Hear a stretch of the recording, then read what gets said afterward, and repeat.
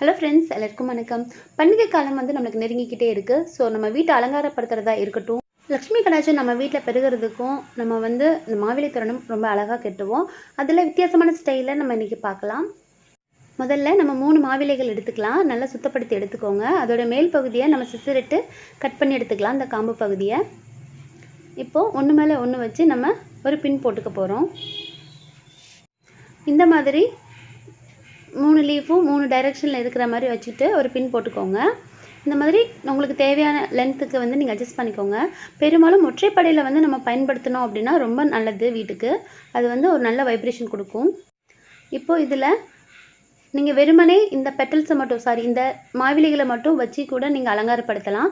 But அதில் ஒரு flowers வச்சோன்னா இன்னும் ரொம்ப அழகாக இருக்கும். அதனால் நான் இப்போ ரோஜா பூவை குட்டியோட ரோஜா பூ இருக்குது பார்த்தீங்களா, அதை எடுத்து நூலில் ஊசி கோர்த்து அதை இந்த மாதிரி நம்ம 2 ஸ்டிச் போட்டுக்கலாம். இதே மாதிரி நம்ம எல்லா பீசஸையும் ரெடி பண்ணி எடுத்துகிட்டு வந்துடலாம். நல்லா நாட் போட்டு டைட்டாக லாக் பண்ணிடுங்க. இப்போ வெறுமனே இந்த டெக்கரேஷன் மட்டும் பத்தாமல் கூட கொஞ்சம் அழகாக்கிறதுக்காக நான் இன்னும் 2 விருப்பமான கலரில் உள்ள பூக்களை எடுத்திருக்கேன். உங்களுக்கு என்ன கலர் பூ பிடிக்குமோ அதுவே நீங்கள் எடுத்துக்கலாம். செவந்தி பூ, சாமந்தி பூ, இது எல்லாத்தையுமே நீங்கள் பயன்படுத்திக்கலாம். இப்போ நான் இதில் இந்த ஒயிட் கலர் பூவை நான் அட்டாச் பண்ண போகிறேன். ஸோ பின்பக்கத்தில் இருக்கிற நீளமாக இருக்கிற அந்த காம்பை கட் பண்ணி நம்ம ரிமூவ் பண்ணிடலாம். ஒரு ஊசியில் நம்ம இந்த மாதிரி நூல் கோத்துட்டு ஃபஸ்ட்டு 2 பூவை நம்ம கோத்துக்கலாம். இந்த மாதிரி ஃப்ளாட்டாக நம்ம இருக்கிற மாதிரி பார்த்து கரெக்டாக இன்சர்ட் பண்ணுங்கள். பாருங்கள், இந்த மாதிரி பின்பகுதியில் இப்படி விட்டு எடுத்துக்கோங்க. 2 பூ கோத்துக்கலாம். அடுத்து நம்ம 3ஆவதாக நம்ம ரெடி பண்ணி வச்சுருக்கிற இந்த மாவிலை நம்ம கோக்க போகிறோம்.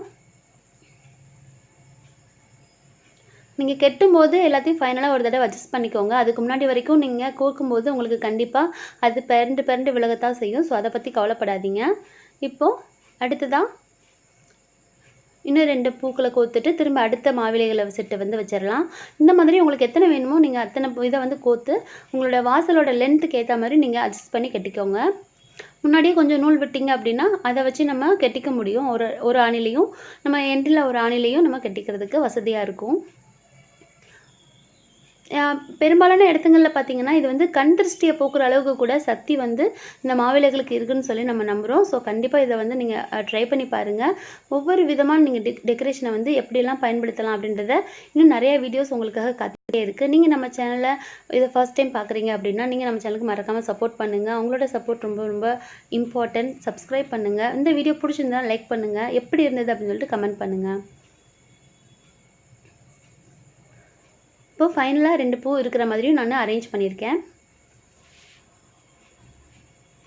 இப்போ பாருங்கள், நான் அழகாக எடுத்து கொண்டு போய் என்னோடய வாசலில் கட்டியிருக்கேன். நான் இப்போ சாம்பிளுக்காகன்றதுனால சின்னதாக செஞ்சுருக்கேன். இந்த டிசைன் உங்களுக்கு பிடிச்சிருக்குன்னு நினைக்கிறேன். பிடிச்சிருந்தா மறக்காமல் லைக் பண்ணுங்கள், ஷேர் பண்ணுங்கள், சப்ஸ்கிரைப் பண்ணுங்கள். தேங்க்யூ ஃபார் வாட்சிங்.